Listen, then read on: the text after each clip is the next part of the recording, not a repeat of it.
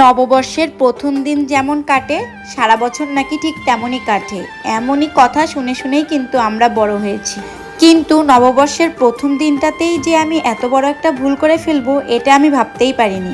নমস্কার সবাইকে, আমি পূজা চলে এসেছি নতুন একটা ভিডিও নিয়ে। পহেলা বৈশাখ বলে কথা, সকালবেলা ঘুম থেকে উঠে স্নান সেরেই আমি খুব সুন্দর একটা শাড়ি পরে নিয়েছি। আর আজ কিন্তু আমি একটু বেশ তাড়াতাড়ি ঘুম থেকে উঠেছি। শুধু আমি না, সৃজিতা আর ওর পাপাকেও ঘুম থেকে উঠিয়ে দিছি। আর ওকে বাজারে পাঠিয়ে দিছি ঠাকুরের জন্য কিছু ফল আর মিষ্টি আনার জন্য।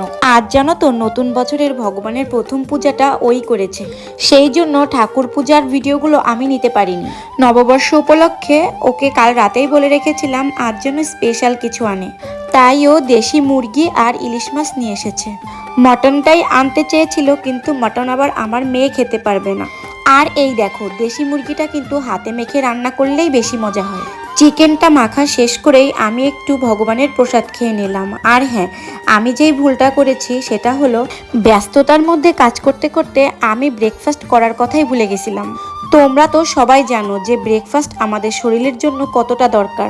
শরীর সুস্থ রাখার জন্য ব্রেকফাস্ট কিন্তু আমাদের অবশ্যই করতে হবে। আমিও চেয়েছিলাম অন্তত বছরের শুরুর দিনটা যেন আমার সাথে সবকিছুই ঠিকঠাকভাবে হয়, টাইমলি।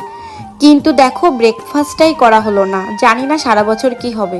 আর এই যে আমি এখন মাছটা কেটে নিচ্ছি। আগে ফার্স্টে বেসিনের মধ্যে আমি মাছের আঁশগুলো ছাড়িয়ে নিচ্ছি। এভাবে ছাড়ালে কি হয় জানো তো, যে পুরো ঘর আঁশ দিয়ে মেখে যায় না, মানে এটা আমার অপিনিয়ন। এরপর আমি মাছগুলো কেটে নিচ্ছি। জানো তো, একটা সময় ছিল যখন আমি মাছ ধরতে একদমই আমার ঘৃণা লাগতো, আমি ধরতামই না। কিন্তু দেখো, সময়ের সাথে সাথে মানুষ কিভাবে চেঞ্জ হয়ে যায়। এখন আর কোনো কিছু করতে তেমন কোনো সমস্যা হয় না। ভগবানের আশীর্বাদে মোটামুটি চলার মতো আমি সব কিছুই পারি।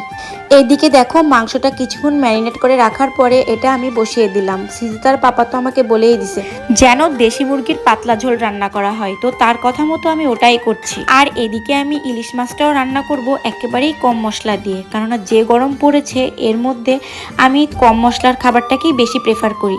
আর দেখেছো তো, কাজ করতে করতে তোমাদেরকে আমি নববর্ষের শুভেচ্ছা জানাতেই ভুলে গেছি। সবাইকে জানাই আমার পক্ষ থেকে নববর্ষের শুভেচ্ছা, ভালোবাসা ও প্রণাম। নববর্ষের দিনটা তোমাদের কেমন কাটলো আমাকে কিন্তু অবশ্যই কমেন্ট করে জানাবে।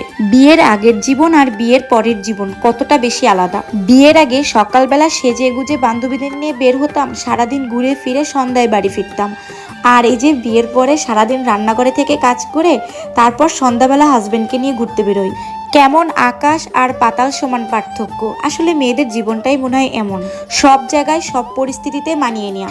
এখানে দেখো আমি ঠিক কতটা সিম্পল ভাবে ইলিশ মাছ রান্না করলাম। জাস্ট তেলে একটু